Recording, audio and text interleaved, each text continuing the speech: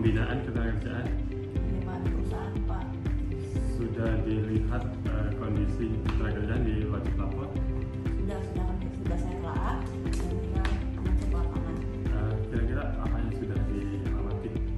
Terkait hubungan tenaga kerja sama hubungan kerja Pak. Nanti berarti fokusnya ke hubungan kerja untuk melakukan pembinaan tersebut. Ya. Kemudian saya mau melaporkan Pak terkait rencana kerja pengawas badan tenaga kerja pada bulan Juli Pak. Ada 5 perusahaan yang akan saya periksa dan ini Rencana kerjanya 5 perusahaan diambil dari 60 perusahaan yang karena jabatan saya sebagai pengawas tenaga kerja paling muda, jadi selain pemeriksaan saya melakukan pengujian Pak terkait norma kerja di upah, lembur seperti itu. Dari kelima ini berarti Bu kalian sudah mengecek di wajib lapor? Sudah saya telah Pak juga.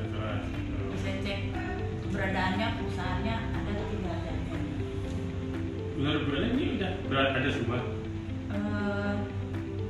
Saya kayaknya melalui JNE Pak, melalui pos Pak, tapi sudah terkirim. Apa? Yang penting ini kan karena sudah sesuai di 60 perusahaan ya, berarti tidak boleh. Nanti dilaksanakan ya sebagai mestinya. Ya, baik Pak. Salah aja. Terima kasih Pak.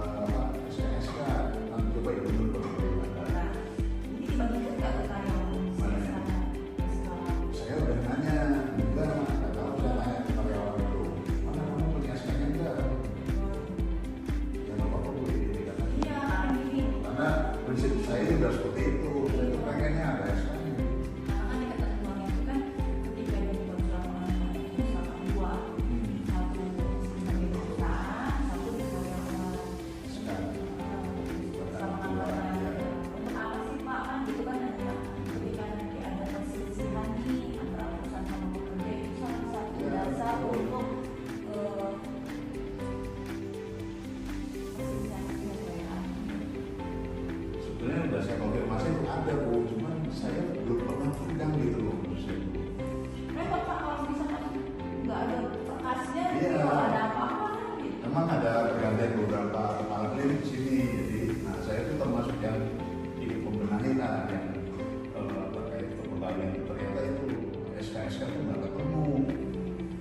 Saya masukin ya Pak ya. Masukin aja nggak Bahwa apa-apa. SK perusahaan Bisa ditunjukkan, mungkin ada sih Bu, ada memang nggak bisa ditunjukkan atau dikain udah kan sini. untuk melihat mungkin Bapak SP1, SP2 kan harus ada dasarnya Pak. Iya. Kan gitu. Iya. Dasarnya dari mana kan dari undang-undang Iya. kan gitu.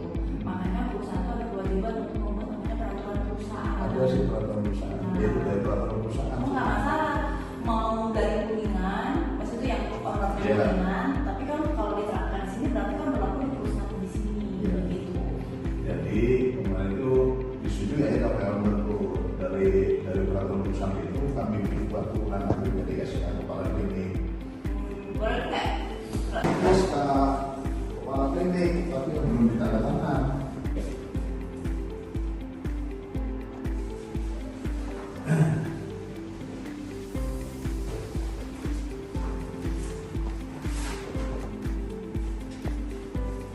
Nih untuk menerjemahkan itu perusahaan kali bikin SKS begini. Ini Pak, kan salah satu kewajiban perusahaan itu ketika tenaga kerja lebih dari 10 orang itu kan membuat namanya peraturan perusahaan. Nah, peraturan perusahaan ini kan isinya hak sama kewajiban antara perusahaan sama karyawan. Ya kan gitu. Nah, di isi peraturan perusahaan ini harus sesuai dengan kondisi perusahaan. Jadi menurut saya sih nggak perlu dibikin seperti ini. Iya, tapi lebih didetailkan di sini apa saja hak sama kewajiban antara pekerja sama perusahaan.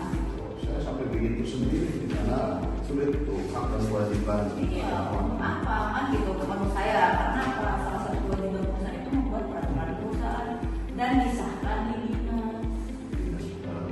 Iya, Bapak bisa dinas ke dinas. Bapak kan nggak pernah ya ke bagian lainnya nih kan draftnya perusahaan.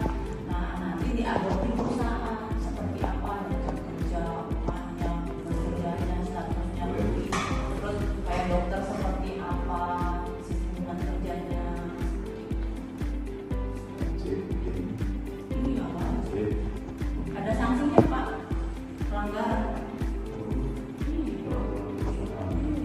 Maksimal 25 juta Pak.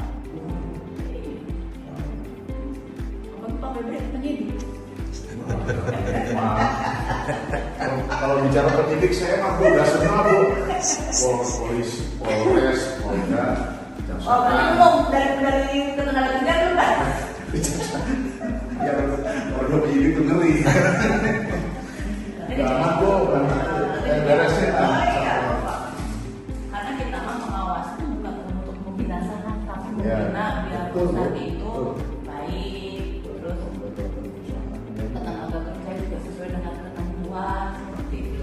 Yang disetujui apa diverifikasi oleh Kalau lembur dari luar sini itu kan tetap kewajiban yang membayar lembur gitu. Kan lalu juga pernah ya Pak ya, di SPBU juga jadi masalah bagi saya kan, gitu peran hitung dibikin kan kekurangan upah lemburnya kan. super baik. Iya, tetap harus dibayar 2.500 aja harus dibayar, apalagi ini dalam satu hari itu tetap. Nah makanya kan kata Pak Bulan, saya mau tanggal merahnya dikurangi orangnya nggak apa-apa, yang penting kan ada yang masuk karena kan hotel kita pelayanan kan gitu, harga jualnya kan dari situ kan ya, kalau nggak ada di tanggal merah ya nggak akan ada yang betul. Malah yang penting itu di hari libur Sabtu Minggu kalau tanggal merah tuh harus buka kan gitu. Kayak terkait tanggal merah juga kan kayak upah, emang bagus sih upah kan tinggi kan, mereka walaupun skalanya kan mikro kan dan tidak perlu disepakati kan bagus kan, tapi kan apa namanya kalau itu kan ada sanksinya kan, apa asal disepakati tapi tidak menggugurkan kewajiban yang lain kan, seperti lembur atau jaminan sosial atau status hubungan kerja ya kayak upah dibagi 173 dapat 40 jam dikali berapa jam dia kerja. Kalau hotel sih biasanya itu nanti misalnya dapat 7 jam itu Ya. karena pengganti dalam arti Enggak kan, maksudnya kan 8 jam, kurangi 1 jam kan, sehari misalnya 7 jam kan, 7 jam kali 2 kali pas 1 jam upahnya berapa? Ya? Iya. Mampu? Minimal kan gini, ya oke gitu lah, makanya harus dibayar. Soalnya dari apa? Dari sini juga udah muncul nih, dari temuannya. Iya, tapi malah di sini diganti 1 hari ya. Pada hari libur resmi tanggal merah bersama kepentingan tenaga kerja namun tidak juga depan lembur tapi diganti dengan libur. Iya, memang biasanya disebut juga. Jadi itu tidak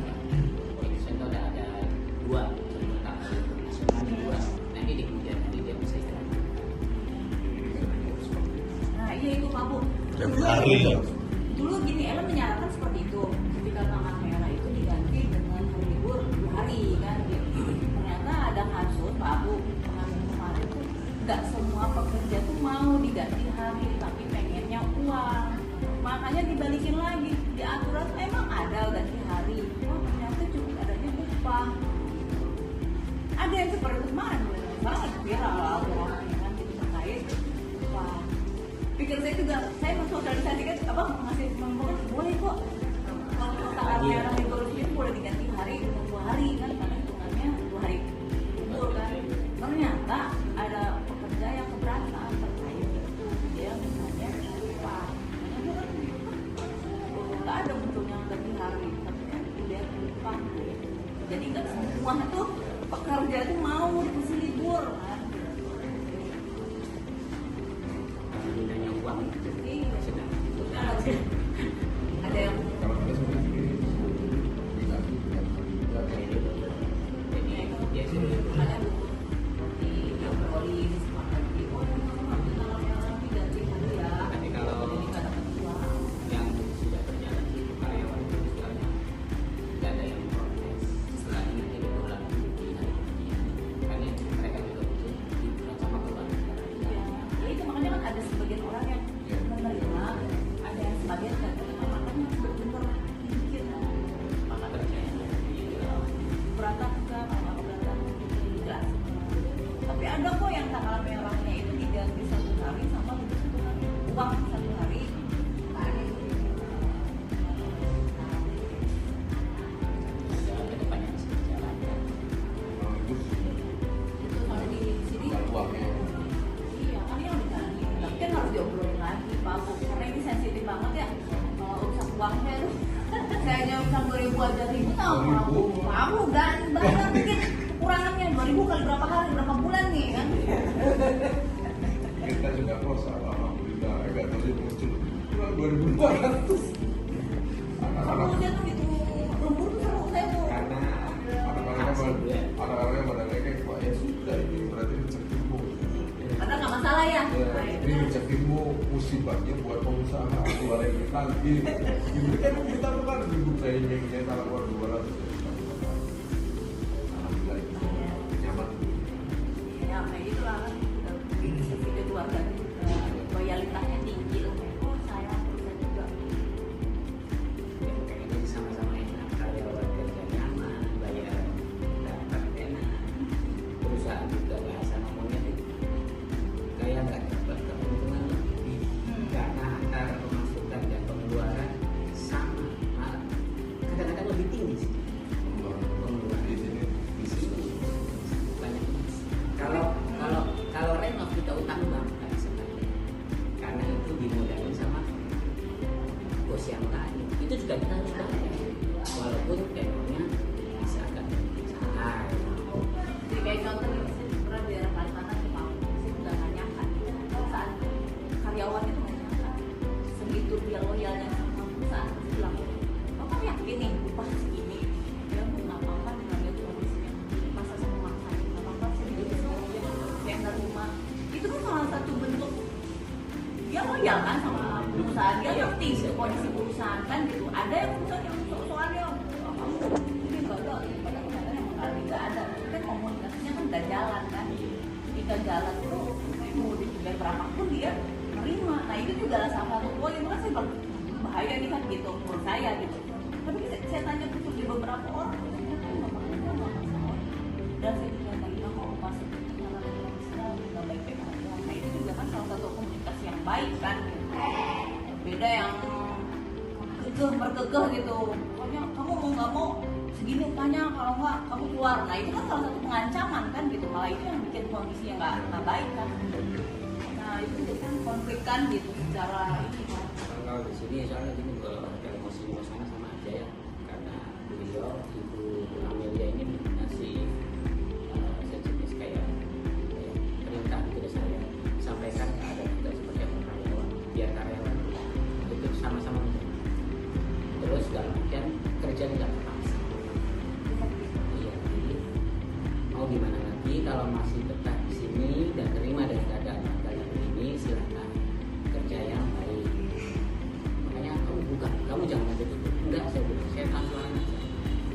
bisa gaji kalau nih contohnya Bu, tanggal 26, 28 gaji ya.